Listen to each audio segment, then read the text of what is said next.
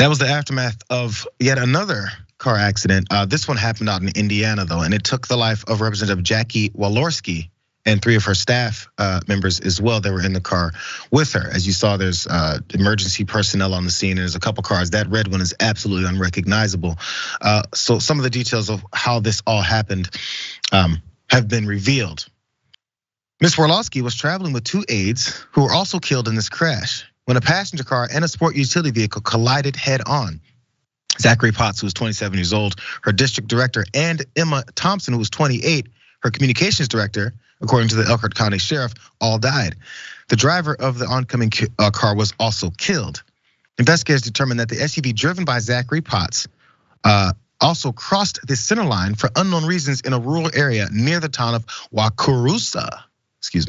Potts was Walorski's district director and the Republican chairman for Northern Indiana's St. Joseph County. Also killed was Emma Thomson, who was 28, as we mentioned up there before. The driver of the other vehicle, she was 56 years old. She died as well. And there was a shifting not narrative, but a shifting information that came out of this. I want to read what happened here from this other story. There's no graphics here, guys, but I do want to read this out because this information provided by the Elkhart County Police on Thursday, it runs counter to what the department initially said regarding the circumstances of the crash from earlier in the week. Police originally said that Schmucker, who was the driver of the other car, was driving a maroon Buick LeSabre northbound on Indiana 19 when she crossed the center line and hit a silver Toyota RAV4 that was carrying the Congresswoman. Police now say that Walorski and her team were driving north and that Potts crossed the center line for reasons that are unknown at this time. And then they hit Schmucker, who was driving south. And the crash occurred just south of the roundabout on Interstate 19 or Indiana 19, as they pointed out. So originally they thought that the other person who wasn't with the Congresswoman's group was the one who crossed the line and hit them head on, but it was actually the other way around once they determined, saw some video footage and also eyewitness accounts. Many folks were mourning this situation with this Congresswoman, and specifically Speaker Pelosi. Let's start with her. She lauded Ms. Walorski for being, quote, admired by colleagues on both sides of the aisle for her personal kindness. She ordered the flags at the Capitol be flown at half staff.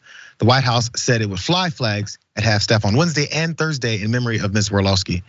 And the US Senate chaplain included her, Thomson, and Potts in the chamber's opening prayer, and Senate Republican leader Mitch McConnell praised all 3 in his opening remarks. He acknowledged how great a hole Jackson and her team are leaving behind at the Capitol. They're gonna have to replace her as well through some process, but no one really wants to talk about that right now as we've seen another devastating crash here. But I guess the flipping of the responsibility, or I guess who was the person who crossed over the line, had to be cleared up there. But it doesn't change the fact that we lost a few more people.